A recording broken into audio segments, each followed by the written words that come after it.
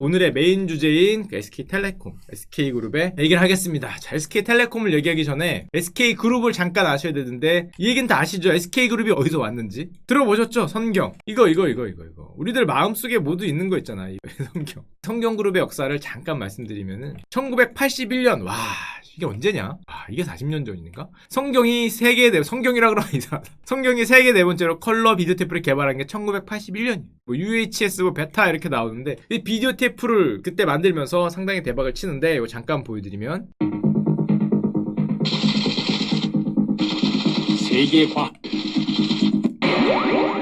탐구하는 과학 정신이 아유 죄송합니다. 이게 아닌데 왜 이런 게 나오지? 아니 뭐 잘 보여드리려고 죄송합니다. 원하는 게 보여주는 게 아닌데 비디오가 여러분의 그 인생을 또 있다 잠깐만 이게 아니구나. 그러게 이상하게 나온다 했어. 그죠 이거죠. 옛날 죄송합니다. 어린이들은 호환, 마마, 전쟁 등이 가장 무서운 재앙이었어. 자, 기억이 나시죠? 호환마마. 불법 비디오를 시청함으로써 불법 비디오 보시면 안 됩니다. 무서운 결과를 초래할 수 있어요. 불량 비디오 안 돼요. 자, 성인용 보시면 안 되죠.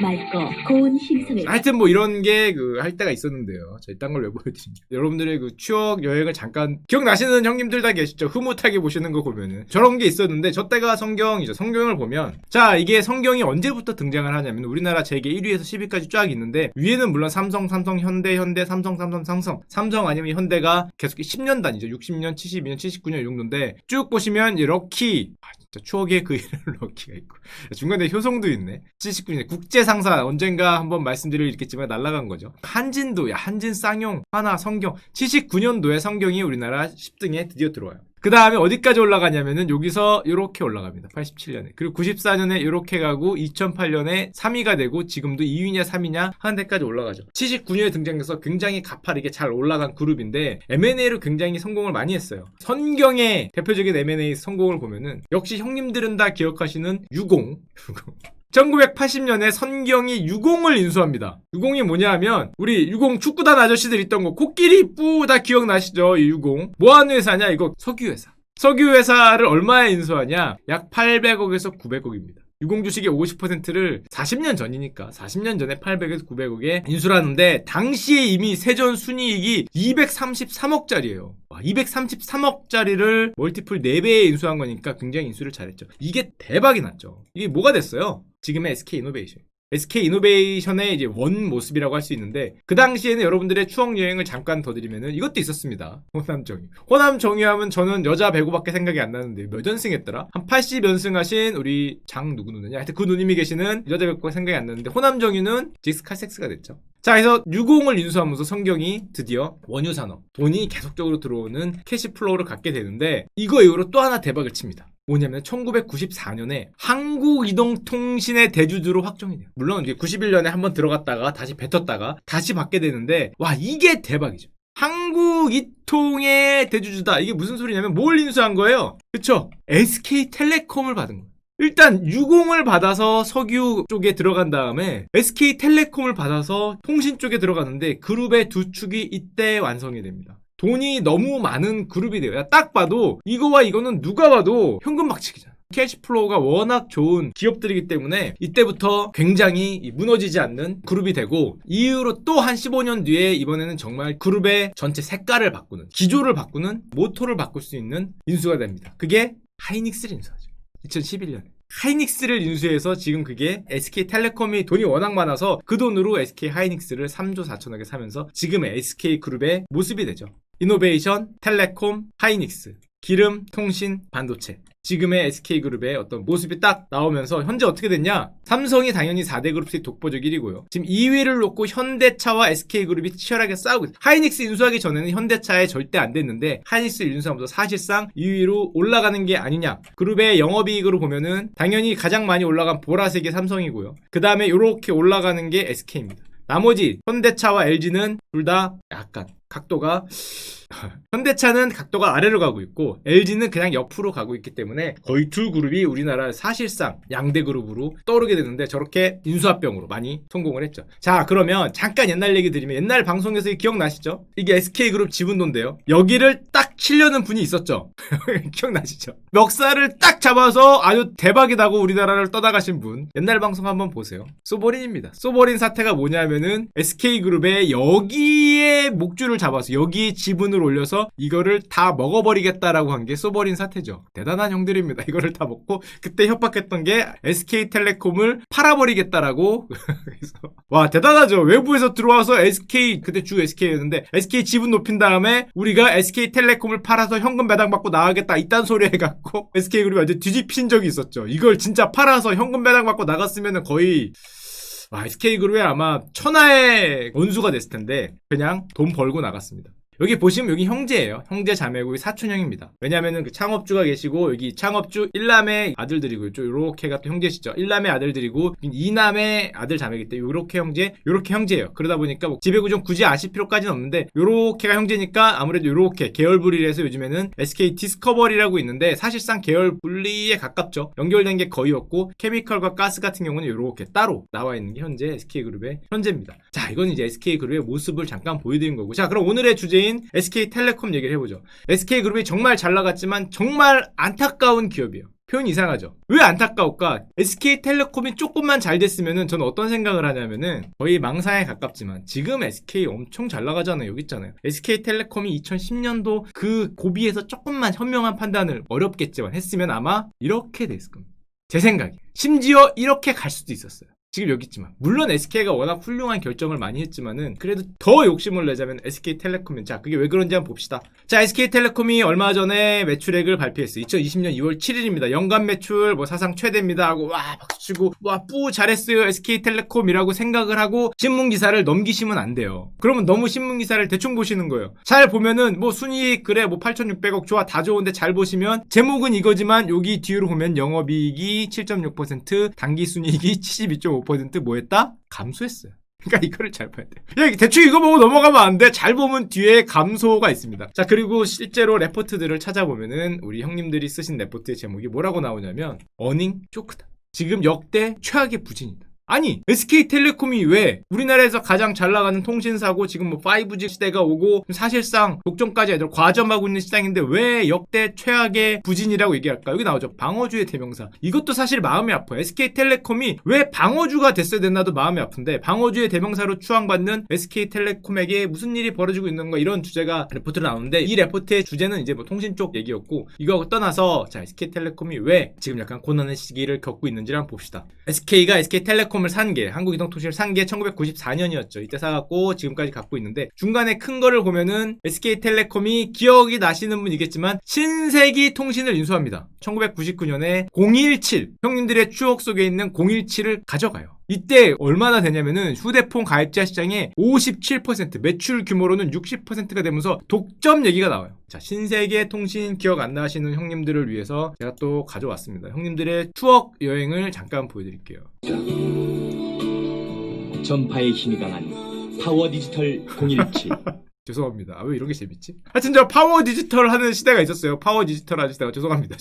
하여튼 저런 시대가 있었는데 저래갖고 사실상 우리나라 통신 시대의 독과점업체가 과점업체가 되죠. 자, 그런데 여기서부터 SK텔레콤의 여정이 시작됩니다. 저 때 2000년대 초반에 되게 뭐랄까? 보는 눈이 있었어요. 무슨 보는 눈이 있냐? 물론 아주 보는 눈이 엄청나게 좋았진 않지만 결론적으로 얘기하면 그랬지만 2002년에 SK텔레콤이 아시는 분 아시겠지만 라이코스를 인수해요. 얼마에? 125억에 라이코스를 40%를 사서 76%까지 지분을 올리면서 라이코스를 인수해요. 라이코스가 또 뭔지 모르는 형님들 이거 아시죠? 이분? 이분이라고 하면 안 되지. 얘는 이 자식이라고 해야 되겠지. 이 자식 아시죠? 설마 또 뭐 이놈이라고 했다가 얘 검은 게 잠깐만 또 라이코스 이쯤에서 또 보여드려야겠죠. 잘했어 라이커스. 잘했어 라이코스. 예. 죄송합니다. 왜 이런 게 재밌지? 하여튼 뭐 잘했어 라이코스. 옛날에 그런 표현 많이 썼다가 엄청 내가 멍멍이냐라고 화내는 그런 게 있었는데 하여튼 인수를 해요. 그래서 뭐를 만들었어요? 저걸 인수하면서 SK텔레콤의 자회사죠. 지금 SK커뮤니케이션즈가 등장해요. SK컴이라고 부르죠. SK컴이 등장을 하면서 SK텔레콤이 단순한 통신회사인 줄 알았는데 사업을 확장합니다. 포탈 사업에 뛰어든 거죠. 자, 그러면서 뭐가 돼요? 그쵸, 네이트가 돼요. 네이트를 만들면서 포털을 2개 이상 더 인수해서 포털 시장에 본격적으로 뛰어들겠다라는 야망 어린 발표를 합니다. 2개를 더 인수하겠다. 그래서 실제로 인수를 해요. 라이코스 코리아 말고. 뭘 인수를 할까요? 조금 작았지만 엠파스를 인수해요. 800억을 들였죠. 엠파스를 흡수합니다. 흡수해서 네이트를 키우기 시작하는데, 야, 이때까지는 정말 좋았어요. 저 판단이. 포털 시장이 곧 열리고 통신 시장 말고 확장하는 거를 사실 2010년 이후에 미국 기업들이 많이 보여준 모습인데, 그걸 이미 10년도 더 전에 2002년부터 보여줬기 때문에 정말 탁월한 선택이었는데, 저때 당시에 저쪽으로 사업 영역을 넓힌 게, 자, 잠깐 여기서 얘기를 나오기 전에 잠깐 라이코스 얘기를 조금만 드리면은, 이 라이코스가 만만한 회사가 아니었어요. 당시에는 어떤 회사였냐면은, 저 라이코스 산 거는 한국 지분을 산 거고 코리아 라이코스 산 거고, 전 세계 라이코스 같은 경우는 스페인에 있는 테라가 그때 2000년에 125억 달러, 당시에 13조 회사입니다. 이건 대단한 결정이었어요. 이걸 샀다가 미래를 건 거죠. 테라 입장에서는. 물론 망합니다. 야후나 뭐 이런 데 밀려서, 구글 같은 데 밀려서 결국엔 안 좋았는데, 정말 현명한 판단이었는데 잘못 샀죠. 야후를 사거나 그랬어야 했는데. 자, 그 다음에 저게 어떤 나비 효과를 일으켰냐. 테라가 미국 라이코스를 사서 실패를 한 게 이런 나비 효과를 일으켰어요. 다음이, 우리나라 한국에 있는 다음 커뮤니케이션이 미국의 유명 포털 사이트인 라이코스 지분 100%를 9,500만 달러. 야, 이거 아까 13억 달러였는데. 그거를 불과 1,100억에 인수를 했어요. 이게 제가 알기로 거의 글로벌 포털을 우리나라가 인수한 거의 유일한 사례가 아닐까 싶은데, 대단하죠? 미국 7위의 인터넷 포털 업체, 글로벌 포털 업체를 우리나라 다음에 인수하는 기염을 토합니다. 1,000억에. 그때 당시에 이런 표현을 썼어요. 사원을 걸었다. 글로벌 기업으로 미국 인터넷 시장에 진출해서 글로벌 기업으로 도약하는 발판을 마련하게 됐다. 야, 이게 만약에 성공해서 미국 검색 시장이 구글과 다음, 구다의 싸움이다. 만약에 이렇게 됐으면은 지금 다음 미쳤겠죠. 지금 다음 시가총액 한 500조 예상합니다. 이게 정말 됐으면. 와, 이게 사원을 걸었는데, 물론 되긴 어렵겠지만, 꿈이었겠지만, 됐으면은, 구글과 승부를 거는 만약 그런 게 라이코스를 인수해서 됐으면은, 방향은 정확했죠. 2004년 방향은 정확했는데, 물론, 우린 다 결론을 아니까. 안타깝게. 엄청났어. 아, 이거 안타까워요. 이거는 진짜 걸만 했는데, 참, 해외 포털 산업을 좀 있다가 모두 접었습니다. 모두 접고, 어떻게 됐냐? 라이코스 조금 있다가 매각합니다. 1,100억 들였는데, 이제 400억에. 400억에 이제 뼈값이라도 이제 가죽값이라도 받으려고 인도 회사한테 넘겨요. 6년간 갖고 있다가 결국에 안 되고, 426억에 이거 어떻게 뭐 안 될까요? 이거라도 하고 넘기는데 성공을 해서, 휴, 다행이라고 생각했는데, 잘 팔았어야 되는데, 문제는 이걸 하필 인도 회사에 넘겼죠. 뭔가 불안하지 않습니까? 여기 왜 인도라고 굳이 썼을까? 이것들이 가져갔으면 돈을 줘야지. 돈을 띄워먹어. 아, 나 그래서 회사들 팔았는데 매각 대금을 4년째 못 받고 있다. 이게 2014년 내용이에요. 아, 가슴이 아픕니다. 그걸 또 띄워먹어. 이 자식들 뭐 사고리라도 어떻게 해보려고 팔았더니, 아, 뭐 인도계 무슨 광고 대행 사업자 이러더니 뭐 돈을 띄워먹고 뭐 날르고 뭐 돈을, 아, 나. 그래서 어떻게 됐겠어요? 이 결과. 뭐 이 결과 때문 아니지만 저 나비 효과로, 아, 저게 성공했으면 진짜 구글과 다음이 될 수 있었는데, 저게 정말 안타깝게 실패하면서 결국 에는 다음이 카카오에 후루룩 짭짭돼서 카카오가 가져가셨죠. 그래서 지금 우리가 아는 다음 카카오가 되는 이런 뭐 작은 뭐 나비 효과, 다음에 커다란 꿈, 정말 안타깝게 생각을 합니다. 자, 이건 뭐 다음 얘기였고요. 자, 그걸 떠나서 SK 커뮤니케이션스가 드디어 네이트가 되면서 SK텔레콤이 단순한 통신기업이 아니라 포털 시장에 장을 열면서 2003년에 또 결정적인 결정을 하는데, 싸이월드란 곳을 합병을 합니다. 싸이월드를 IMM 창투에서 사는데 90%를 불과 70억에 사요. 와, 이게 또 엄청난 결정이었어요. 그 다음에 싸이월드가 어떻게 됐는지는 다 아시죠? 우리나라 뭐 SNS 시장에 SS라는 표현이 그때 없었지만 원탑이 됐어요. 1등! 사실상 우리나라의 페이스북이 되죠. 이거 엄청난 성공을 거두면서 그때 SK 커뮤니케이션스가 기염을 토합니다. M&A를 멈추지 않겠다. 딱 보면 어디까지 올라갔냐? 싸이월드는 대한민국 최대의 1인 미디어 사이트, 요즘 표현으로 1인 SNS가 되고, 네이트는 포털 랭킹 3위, 네이버하고 싸우고 있었으니까 포털 랭킹 네이버, 구글, 네이트가 되고, 결정적으로 네이트원이 갖고 있던 네이트원 메신저,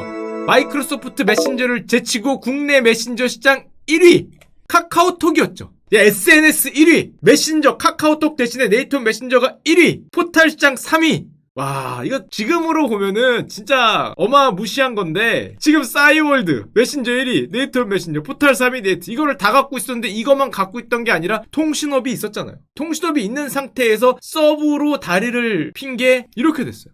물론 우리는 결과를 알고 있으니까. 이게 참 안타깝게 네이트가 지금까지도 구글과 네이버에 결국 싸우고 하는데 밀리고, 네이트오는 이게 또 결국에 카카오톡에 완전히 밀렸죠. 거의 소멸. 싸이월드는 페이스북 뭐 인스타그램에 밀려서 이거 날라가고. 이거를 만약에 지금까지 이 경쟁력을 유지했으면은 사실은 네이버하고 싸우고 있는 네이버급의 네이트, 카카오톡이 차지하고 있는 위치를 차지하고 있는 네이트온 메신저, 지금의 페이스북에 우리나라 차지하고 있는 위치를 차지하고 있는 싸이월드가 될 수 있었는데, 이게 뭐 이렇게 이게 불과 2010년 직전까지의 모습인데 3, 4년 뒤 어떤 모습이 되냐? 생존의 몸부림을 친다. 저 현란한 포트폴리오가 지금 보면은 갖고 싶은 거 다 갖고 있는 저 포트폴리오가 다 날아가고, 네이트 같은 경우에는 심지어 검색 엔진을 다음에서 갖고 오면서 사실상 검색 서비스를 굉장히 낮췄죠. 접었다고 얘기하면 뭐하고. 그러다 보니까 뭐 되는 게 없죠. SK컴즈가 싸이월드를 매각합니다. 2014년에. 우리나라 1위의 SNS급이었는데 매각을 해요. 얼마에 매각을 하냐? 28억 원. 28억 원에 눈물의 매각을 합니다. 이거를 좀 잘 키웠으면. 당연히 네이트온이 저렇게 되니까 네이트온 메신저도 날라가고. 자, 그러다 보니까 어떤 결정을 내리냐? SK텔레콤이. 하다 안 되겠으니까 아예 SK컴즈 싸이월드를 갖고 있고, 싸이월드 전성기를 누렸던 SK커뮤니케이션을 IHQ라는 엔터테인먼트 기업에 아예 컴즈, 커뮤니케이션 다 갖고 있던 그 회사 자체를 매각을 하려고 그래요. 2015년입니다. 우린 안 돼. 그 현란한 포트폴리오를 매각을 결정을 하고 사실 진행을 해요. 지금의 우리가 하는 SK컴즈가 아니라 IHQ컴즈가 될 수 있었죠. 매각을 진행하는데 왜 안 팔렸냐? 대주주가 반대했습니다. 대주주가 이제 신한은행이 있었는데, 신한은행이 야 이 새끼들아, 니네 그거 걸로 팔면은 우리는 뭐가 돼? 안 돼! 그래갖고 IHQ 매각이 불발되고요. 결국에는 저거를 SK텔레콤이 2015년에 인수하게 돼요. 주주들이 하도 난리치니까 갖고 온 거죠. 우리가 책임질게 하고 SK텔레콤을 갖고 와서 지금 SK텔레콤이 이제 자회사가 됐는데, 이 화려한 역사를 잠깐 정리해보면은 1994년에 SK그룹이 이제 갖고 오면서 SK텔레콤이 나오고, 엠파스 커뮤니케이션 설립되고, 라이코스, 네이트온 메신저, 싸이월드 합병, 게다가 제가 얘기 안 했지만 2008년에 11번가도 오픈을 해요. 심지어 오픈 마켓까지 가져갔어요. 확장은 정말 멋졌는데 요 2008년하고 2014년 사이에 무엇인가 변화를 적응을 못하고 줄줄이 다 날아간 끝에 아예 이거를 통째로 팔려는 시도까지 하게 되죠. 뭐겠어요? 중간에 있는 게. 이 시대가 왔죠. 당연히 뭐 이 스마트폰의 시대가 왔는데, 이해는 되는 게, 스마트폰의 시대가 온 상황에서 다른 어떤 그때 당시에 이렇게 곁다리에 있는 저런 기업들보다 뭐가 너무 중요했겠어요? SK텔레콤이 돈을 버는 게 워낙 컸기 때문에 모든 결정이 지금 와서 보면은 SK텔레콤 위주로 돌아간 거죠. 당시에 이 스마트폰의 변화가 그때 당시 갖고 있던 포트폴리오의 엄청난 가능성이라는 거를 깨닫기 힘들었겠지. 깨닫기 힘들었을 텐데, 그거를 깨달았으면은 SK텔레콤에 물론 올인할 수 있었겠지만은, 갖고 있던 그거를 이 모바일 쪽으로 인식하는데 성공을 했으면 진짜 대박이었는데, 물론 결과론적인 얘기입니다. 결과론적인. 그거를 미처 깨닫지 못했기 때문에 스마트폰의 시대가 열렸을 때 모든 관심이 일로 가는 거예요. SK텔레콤에 모든 관심이 가는 거예요. 이걸로 어떻게 돈을 벌까? 어떻게 하면 스마트폰을 누구하고 손잡아서 낼까? 손잡아서 쭉쭉 내잖아요. 삼성하고 손잡아서 SK텔레콤, 삼성 무슨 갤럭시 폰 같은 거 내고 뭐 내고 이런 식으로 폰을 내서 물론 돈은 잘 벌었는데, 문제는 스마트폰 시대라는 게 정말 빠르게 변했고, 그 빠르게 변하는 와중에 갖고 있던 포트폴리오들이 다 줄줄이 무너졌죠. 뭐 이해는 됩니다. 우리가 결과를 신이 아니니까. 통신업이 워낙 컸기 때문에, 또 통신 위주의 스마트폰 시대가 열리면서 이쪽을, 이 메신저, SS, 포탈, 오픈마켓, 지금 와서 보면은 이게 더 크잖아요. 지금은 이거 하나만 해도 이 통신업보다 지금 더 커지지 않을까 이런 생각으로, SS 하나만 해도 와 지금 뭔데 이거를 다 뻗었었는데, 그때 당시엔 이랬으니까 이 커질 거를 예상을 하기 힘들어. 게다가 이 오픈마켓 같은 경우 끝까지 들고 갔는데 가뜩이나 이 버티고 있는데, 어디서 갑자기 요즘에는 뭐 그래서 이런 분들이 뛰어들더니 뭐 치킨 게임이네, 뭐 니들 적자 한번 보실라우, 우린 조를 버틸 수 있어요, 너네는 몇천억을 버티나 봅시다, 이런 말을 하면서 오픈마켓에서 뛰어드니까 여기서도 적자야. 이거는 다 손 떼고 팔려고 그랬는데 안 팔려서 떠안았고, 그나마 갖고 있던 거는 뭐 적자 뭐 우리 3조 갑니다 뿌, 뒤에는 뭐 100조 펀드가 있어요, 그래서 뛰어드니까 여기서도 적자고. 와, 그때 뭐 했냐 그러면 SK텔레콤은 당연히 이런 거 했죠. 뭐 옴니아나 뭐 갤럭시 같은 거 만들면서 뭐 통신사의 본업의 역할을 했는데, 이게 참 알긴 힘들었지만은 이게 너무 컸으니까. 예를 들면 이런 거, 문자 메시지가 그때 당시에는 연간 수천억을 벌어다주는 사업이었는데, 카카오톡이나 이런 것처럼 네이트온 메신저를 쓰게 되면은, 만약에 스마트폰에 쓰게 되면은 되면은 아니면 싸이월드 같은 거 쓰게 되면 문자 메시지 사업이 줄어들 수 있으니까 먼저 SK텔레콤의 문자 메시지 사업을 좀 먼저 봐준다든지, 예를 들면 꼭 이거라는 게 아니라 그런 SK텔레콤 통신업을 먼저 생각하는 발상을 하다 보니까 대응을 못한 거죠. 문자 메시지가 무료화 되면은 돈이 못 벌지 않을까 뭐 이런 생각이 먼저 드니까, 한마디로 카니발라이저라고 그러죠. 내 사업이 내 다른 사업을 잡아먹는 현상이 될 수가 있기 때문에 그걸 우려하다 보니까 질질질질 끌렸는데 불과 2년도 못 버티고 사실상 무료화가 되면서 100기를 들었어요. 100기를 들면서 이때는 이미 너무 늦었죠. 10년, 11년, 12년이 핵심이었는데 2012년 말에 100기를 들면서 이미 너무 늦었고, 지금 와서 보면 이런 거죠. 상상을 해보면은 그때 당시 들고 있던 이런 거와 오픈마켓 11번가까지 합친다고 치면은 만약에 다 들고 있었으면, 상상을 해보면은 이런 느낌이죠. 망상입니다. 제 희망이기도 하고, 우리나라 SK텔레콤이니까 미국으로 치면 미국 최대의 기업이 버라이즌하고 AT&T거든요. AT&T가 네이트 같은 거 뭐 야후나 네이트원 메신저 1위였으면 페이스북이나 왓츠앱이나 11번가가 아마존은 아니니까 한 아마 정도, 존은 빼고 요런 거를 다 들고 있는 포트폴리오가 될 수가 있었는데, 아우 뭐 이건 뭐 지나간 거니까 누구나 아쉬운 건 있죠. 정말 뭐 아쉬웠던 순간이 지나갔습니다. 마까지만. 자, 그러면은 현재 그래도 SK텔레콤이 통신업에서 우리나라 아직도 1등 기업이니까 잘 되고 있지 않나요? 물론 잘 되고 있죠. 잘 되고 있는데 고민이 뭐겠어요? 잘 되고 있는데 보급률이 거의 다 왔어. 거의 뭐 90 몇 프로일 거 아니에요. 이미 100%. 가입자 수도 뭐 올라올 만큼 올라왔고 보급률이 이렇게 다 오게 되는데다가 요즘에 통신업체들이 이제 다들 저런 상황이니까 뭐 5G 같은 거 들어오면 어떻게 돼요? 마케팅을 열심히 해야겠죠. 시장이 더 이상 잘 많이 안 커지니까. 그러니까 마케팅비가 올라가요. 게다가 너도 나도 저렇게 열심히 싸우니까 점유율은 아직도 44%가 난데 더 올라가기 힘들잖아요. 이거 50% 못 넘겨요. SK텔레콤이 아무리 잘해도 이거 50% 넘기면은 통신업 같은 경우에는 국가 기관 산업이기 때문에 정부가 가만히 놔둘 가능성이 별로 없죠. 50% 60% 되면은 독과점 문제가 생기기 때문에 위로 더 올릴 수는 없는데 여기서 영업을 열심히 하면 더 내려갈 위험은 있어요. 그렇기 때문에 좀 성장률이 좀 내려가죠. 영업이익이 1조 6천 1조 7천 잘 벌다가도 이렇게 약간 내려가는 모습. 아직도 돈은 잘 벌죠. 매년 1조 2조를 버니까 돈은 잘 번 회사긴 한데 이렇게 내려간다는 게 고민인 겁니다. 레포트에서 갖고 오자면은 앞선 인프라를 구축하고도 통신사들의 공통적인 고민이기도 해요. 이 ICT가 정보통신기술이라는 건데 정보통신기술 생태계에서 힘을 쓰지 못하는 고립이 있다.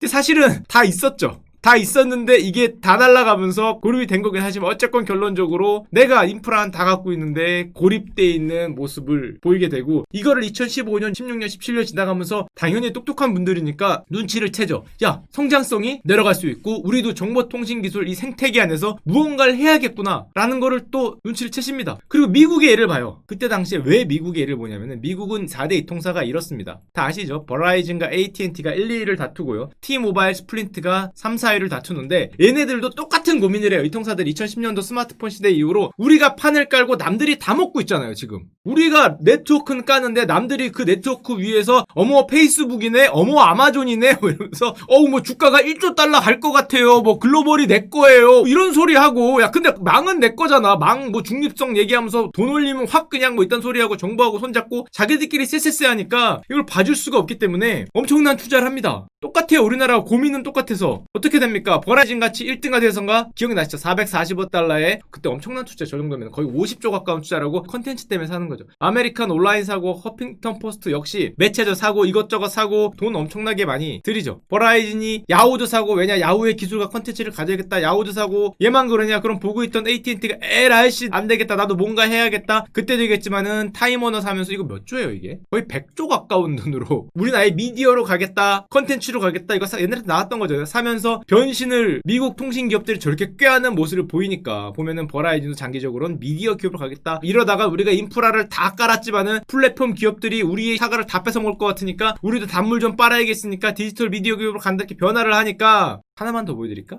이게 이제 재밌는 거니까 컴캐스트, 버라이즌 뭐 이런 데들 다 21세기 폭스 역시 인수하려고 그러던데 디즈니한테 뺏겼죠. 이건 무려 80조짜리였고 그 다음에 디즈니가 쭉쭉 나오니까. 그리고 아까 3, 4위로 보여드렸던 T-모바일, 스프린트가 있었는데 걔들은 야 우리가 쟤네들이 투자하는 거 봐 미쳤어. 저걸 어떻게 따라해? 안 되겠어. 어떻게 해야 돼? 우리 합쳐야 돼.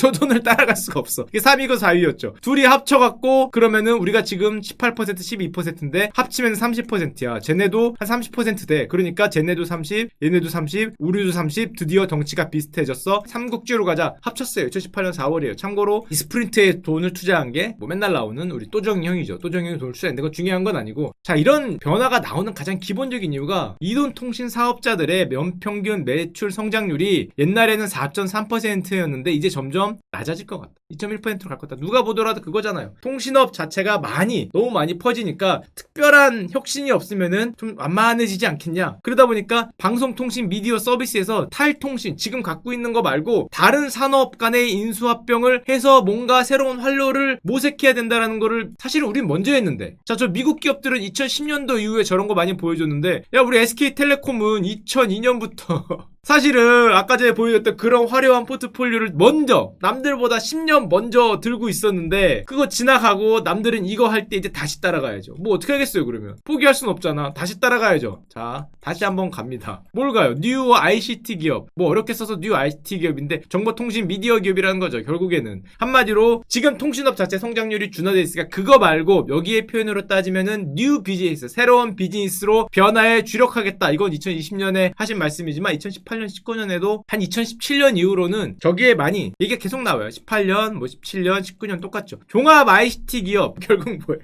지금까지 가고 있던 그거 말고 생태계를 넓히자는 건데 아깝죠. 다 갖고 있었는데. 하여튼 뭐 다시 시작을 하면 되니까. 자, 그래서 다시 시작합니다. 더 이상 우리를 이동통신사로 부르지 말아달라. 모바일을 초월하는 정보통신 복합 기업이 되겠다. 지금 사장님이 하신 말씀이죠. 새로운 ICT 기업이 되겠다. 과거의 모습을 뭐 다시 찾겠다. 그래서 조직도 개편해요. 어떻게? 통신사업 지금까지 하던 거 반 가고, 그 다음에 지금 새로 하는 거 신사업 뉴 비즈니스로 해서 다시 가겠다. MNO와 뉴 비즈니스 나눴다 그러는데 이원화해서 이쪽을 영광이어 다시 한번을 하겠다라고 하는 겁니다. 지금까지 이제 이 SK텔레콤의 변화인데, 그럼 SK텔레콤이 이 영광이어 다시 한번 하기 위해서 뭐를 했냐? 가만히 놀고 있지 않았어요. 예를 들면 어떤 걸 했냐? 자, 이런 거를 시도했습니다. SK텔레콤이 2015년부터 사실 눈독을 들이고 있던 게 케이블 사업자죠. CJ 헬로비전. 케이블 영상 쪽으로 우리가 요 방송 미디어 쪽으로 좀 하면 되겠다. 늦었지만 지금이라도 해야 됐다. CJ 헬로비전을 그때 당시에 이제 9천억이면 살 수 있을 것 같아. 요거를 후루룩 짭짭 낼놈에서 M&A를 하겠다. IPTV 케이블로 가겠다.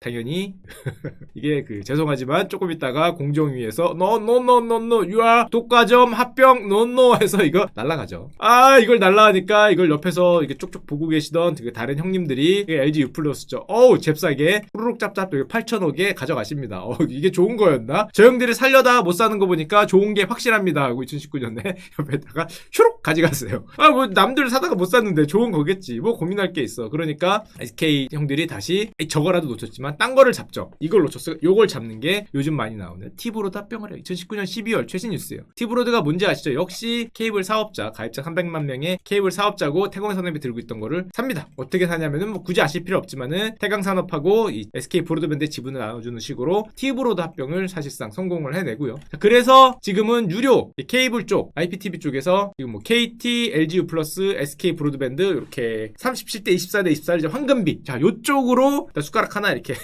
늦었지만, 자, 여기 갑자기 등장하는 SK 브로드밴드가 뭐 하는 데인지 모르겠다. 혹시라도 형님들의 기억 속에 있는 하나로텔레콤이죠. 하나로텔레콤 하면 생각나는 게, 죄송합니다. 이거 좀 사회적 무리를 일으킨 형님이 등장하시긴 하지만 인터넷에 모래시계는 없다. 나는 ADS야. 누가 초고속 인터넷을 말하는가? 따라올 테면 따라와봐. 죄송합니다. 저 마지막 장면이 워낙 유명했었어. 무리를 일으킨 형님 죄송하지만 광고 모델했으니까 따라올 테면 따라와봐가 저기서 나온 거죠. 자, 이제 저희 때 많이 쓰였는데 따라올 테면 따라와봐. 뭐만 하면 애들이 따라올 테면 따라와봐 그랬는데, 사실은 요 인수 같은 경우에는 LG하고 SK 입장이 아까 전과 반대였어요. 뭐냐면 하나로통신은 원래 LG가 먼저 인수하려고 그랬는데 대참패라고 표현되는데 투표 갔다가 졌어요. 투표 갔다가 졌기 때문에 LG가 인수를 못하고 결국에는 SK텔레콤이 1조 800억에 이제 인수를 하게 됩니다. 그래서 지금의 SK 브로드밴드가 됐는데 뭐 현재는 뭐 현대 뭐 HCN을 뭐 인수 한 해 만에 뭐 이런 얘기가 쭉 나오면서 저쪽으로 일단 숟가락을 올리겠다라는 표현을 확실히 보여주고 이제 와서 ICT 기업 종합 방송 미디어 뭐 하여튼 정보 기업이 돼야 되니까 뭐 만들어요 요즘에 SK텔레콤의 웨이브 요거 웨이브 자 PPL 없습니다. 안타깝게 없죠. 넷플릭스에 맞서겠다. 토종 OTT 옛날에 싸이월드 뭐 이런 게 잘 됐으면은 거기다 얹히면 되는데 참 안타깝지만 하여튼 뭐 그건 옛날 얘기고 토종 OTT로 넷플릭스와 싸우겠다. 웨이브 지금 413만 명 뭐 이렇게 해서 푹과 합병을 해서 지금 어떤 모습까지 가냐 2023년까지 우리도 돈 써 뭐해 컨텐츠 만드는데 3천억을 써서 넷플릭스하고 싸우는 OTT 쪽으로 또 정보기술 기업이 되겠다. 지상파 3사 통합이 되겠다. 뭐 이런 기염찬 모습을 보여주면서 3천억을 투자하겠다. 자 그러면 이제 여러분들은 이해하실 수 있습니다. 뭘 이해할 수 있냐고? 왜 페이커형의 연봉이 50억씩 줘야 될까? 50억인지 모르겠지만 기사에 따르면 50억이라니까 뭐 맞지 않을까? 그런 소문이 있더라라고 재치 있는 답변을 그 페이커형이 하긴 했지만 아니라고는 안 했으니까. 중국에서 100억, 북미에서 백지수표를 제안한 것이 맞냐는 질문에 실제로 계약서를 본 적은 없지만 나도 그럴 거라고 생각한다. 부럽습니다. 역시 형이야. 역시 형인데 왜 페이커 형한테 연봉 50억을 주면서라도 유지를 해야 되나? 그걸 왜겠어요? 지금 OTT 웨이브에 3천억을 투자해서 컨텐츠 기업으로 가고 뭔가 정보 미디어 기업이 되겠다는데 SK텔레콤 T1 지금 뭐 되게 잘 나가는 기업에 이쪽에 컨텐츠에 돈을 안 넣을 수가 없죠. 지금까지 옛날에 과거 영광을 찾아와야 되는데 돈을 투자를 안 할 수가 없는 거예요. 자 그리고 2018년에 이런 것도 사죠. 사실은 굉장히 큰 건데 보안업계 2위인 ADT 캡슐을 SK텔레콤이 가져갑니다. 2018년 5월에 과거의 영광을 찾기 때문에 막 투자를 하는 거죠. 저거만 가져가냐? 저거는 실물 보안이고요. SK인포색이라고 인터넷 보안업계 1위예요. 물리 보안업체 2위였던 ADT 캡슐 인수하고 국내 정보보안 1위 SK인포색을 다시 가져가면서 보안 쪽을 또 다른 카테고리로 만들고 있죠. 카테고리를 열심히 만드는 겁니다. 하기 위해서. 자 그리고 원래 11번가 아까 나왔던 오픈마켓 적자가 커지기 때문에 매각을 하려다는 말이 있었어요. 2015년만 해도 이거 매각 소리 많이 돌았습니다. 11번가 너무 적자가 크니까 15년 16년에 매각을 해야겠다 그러는데 지금까지 와서 돌아보니까 통신원만으로는 부족하니까 딴 거에 다리를 뻗고 있는데 팔 수 없죠. 돌았습니다. 4차 산업혁명 커머스로 육성을 하겠다. 그때까지는 어떤 모습이었냐면 아까도 말했지만은 어떤 분이 무슨 분이 거기서 칼춤을 추시는 바람에 이 갖고 있던 SK 플래닛이 5천억의 단기 순손실이 났어요. 전부 다 11번가 때문은 아니지만 손실이 너무 크니까 매각을 하려고 그랬다가 지금 뭐 ICT 기업으로 변신을 해야 되는데 커머스를 사도 마땅치 않은 판에 있는 것도 팔 수가 없으니까 저거를 유지를 해야 되겠고 근데 유지를 하면은 단기 순손실이 너무 커서 잘못하면 상장 폐지가 될 수도 있으니까 어떻게 해야 돼요? 당연히 투자를 받아야겠죠. 투자를 받는데 누가 거기다 돈을 넣어? 5천억을 지금 받아야 되는데 누가 돈을 넣어? 그러니까 돈을 받기 위해서 SK텔레콤이 분사를 시킵니다. 왜? 사람들한테 투자자들한테 IPO 상장을 한다는 메리트를 주고 싶겠죠. 그러니까 투자를 해줘. 내가 SK텔레콤 내가 11번가를 절대 손 떼지 않을게. 내가 이걸 키울게. 투자를 해. 나를 믿고 투자를 해. 야 그럼 우리는 엑시트 어떻게 해? 돈은 뭘로 받아? 우리 IPO 해줄게. IPO 분사라면은 되잖아. 그러니까 너희들한테 사실상 뭐 CB나 BW 같은 RCPS라고 얘기를 하는데 주식으로 바꿀 수 있는 그런 채권 형태를 줄 테니까 나중에 그 주식이 오르면은 돈이 대박나지 않겠니? 이런 얘기를 하면서 국민연금 같은 데 돈을 조달합니다. 기관 투자자들 부터 5천억을 조달하고 분사를 하죠. 돈을 넣어달라는 거예요. 뭘 믿고? 나를 믿고.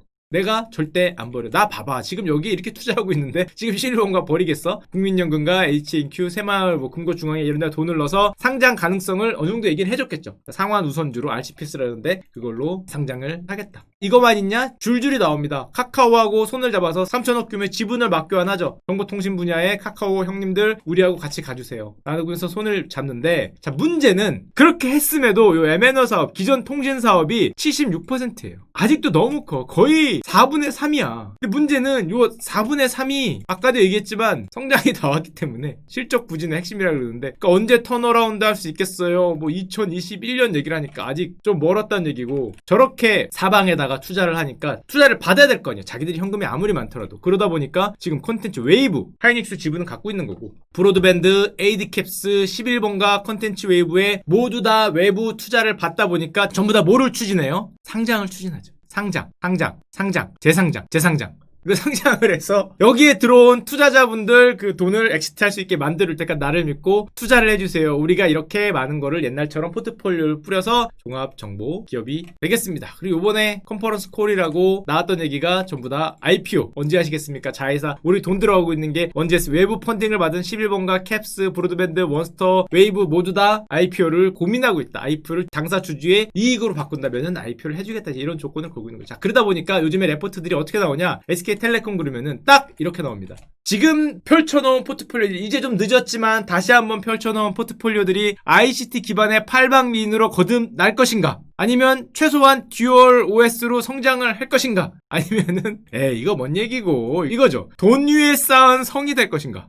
뭐 돈으로 발랐지 뭐 아직 나온 뭐 그게 없다 이런 엇갈리는 평가를 받게 되는 거죠. 자, 마지막으로 주가를 보면은 이제 한번 떨어졌다 올랐는데 이거 오른 거는 당연히 SK 하이닉스를 인수했죠. 하이닉스 지분을 아까 보셨지만 20% 들고 있기 때문에 하이닉스 지분이 돈을 너무 많이 벌어다 주니까 쭉 한번 오른 감이 있고 지금은 사실은 이렇게 옆으로 가고 약간 조정을 받고 이렇게 옆으로 가고 있다고 봐야 되고 이 싸움에 승리를 거둬야 이 주가를 올릴 수 있지 않나 생각이 되고 영업이익을 쭉 보여드리면은 자 브로드밴드 같은 경우는 돈은 잘 벌어요. 하지만 성장을 하다가 조금 옆으로 가는 모습을 보이고 있고 ADT 캡스도 대표적인 현금 창출 기업이죠. 현금 창출은 잘해요. 1000억대 정도를 벌지만 역시 성장이 없이 조금 옆으로 가고 있고 그나마 11번가가 너무 적자가 너무 크던 게 뭐 돈을 잘 번다기보다는 적자가 없어졌다 정도 이렇게 가 있는 상황입니다. 자, 그래서 결론적으로는 우리 SK텔레콤이 지금 펼치고 있는 이런 ICT 종합기업으로 잘 커서 예전에 혼란하고 화려했던 전성기 시절이 다시 오기를 기대하고 이렇게 감익이 되고 있는데 이익이 줄어들고 있는데 이게 다시 한번 2020년에는 점프할 수 있기를 간절히 기원드립니다. 여러분 좋은 시간 되시고 SK텔레콤 주주님들 화이팅입니다. 화이팅 하시고 11번가가 턴어라운드에서 잘 갈 수 있도록 기원 드립니다. 좋은 시간 되세요. 안녕.